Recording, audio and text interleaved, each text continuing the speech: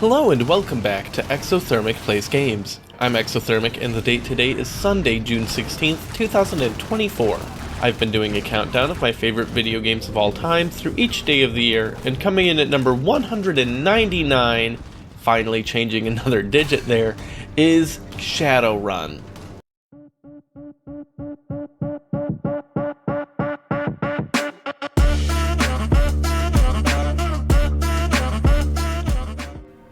The Shadowrun universe is filled with deep lore and is one of the absolute greatest mixes of fantasy and sci-fi imaginable.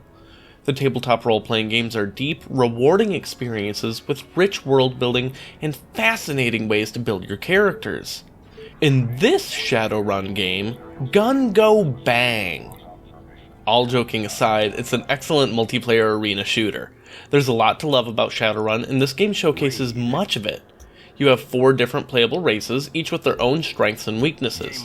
Humans are the standard jack-of-all-trades. They're not amazing at anything, but have no real downsides either, but do start with a little more money than other races.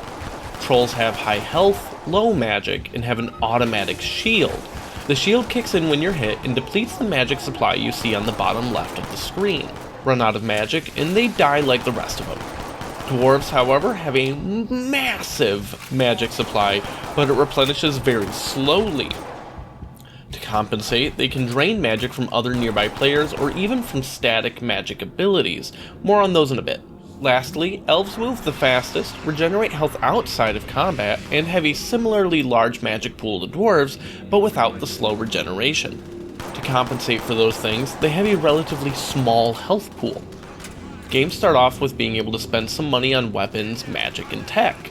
Then you can assign what you bought to some quick action keys. Weapons are pretty straightforward overall, but it's worth mentioning they do all have their own weight and feel to them, which can even vary by race. For example, trolls don't get movement speed reductions from using heavy weapons like the minigun.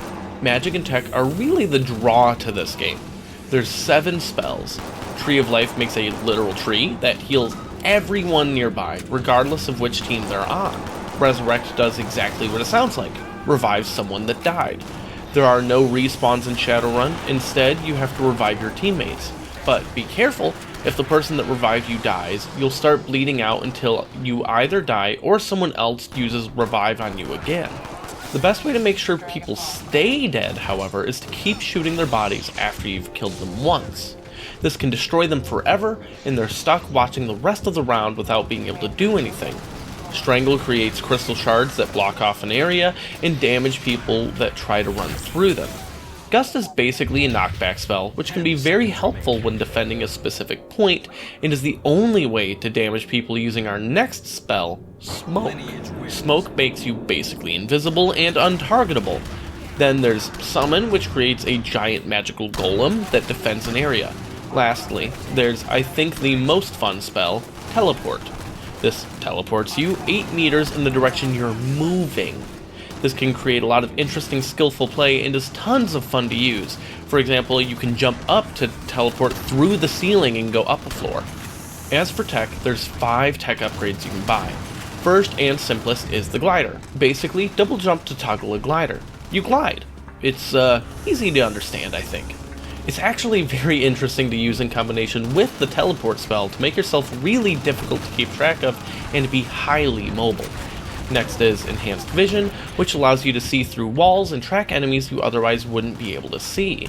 The third one is Smart Link, which increases your aim a little bit, but importantly makes it so you can't shoot your allies. There is friendly fire in this game, and eliminating that can be critical to certain weapons, like the minigun, where friendly fire is almost inevitable no matter your skill. There's also anti-magic generators, which are like grenades that do the dwarf magic drain effect. This can be critical for removing opposing Tree of Life for choke points, for example. Lastly, there's wired reflexes, which basically is like an adrenaline shot. You move faster, reload faster, and if you're using the katana, can even deflect incoming bullets. A number of the different technologies of magic that you use can put a damper on your available magic supply. Some of the tech makes it so you just don't have access to some of your magic meter, while some of the spells like Summon or Revive permanently take up a chunk of your magic. Now that you know what all of the options are for customizing your character, What exactly have you been watching this whole time? The game is done as a capture the flag mode, with two warring factions fighting over an ancient magical relic. One team must defend it, and the other team is looking to steal it. It's pretty simple. The thief team wins if they steal the relic, of course, but because there's no actual respawns in this game, you also automatically win by killing everyone on the opposing team. The defending team, however, wins if they can protect the relic for the entirety of the round timer, or of course, kill all of the invaders. That's basically the whole game. As a multiplayer game, it's actually incredible and vastly outperforms this ranking. The spell combinations and the way some of the different races and spells interact is highly strategic, asking for a lot of coordination and communication across your team.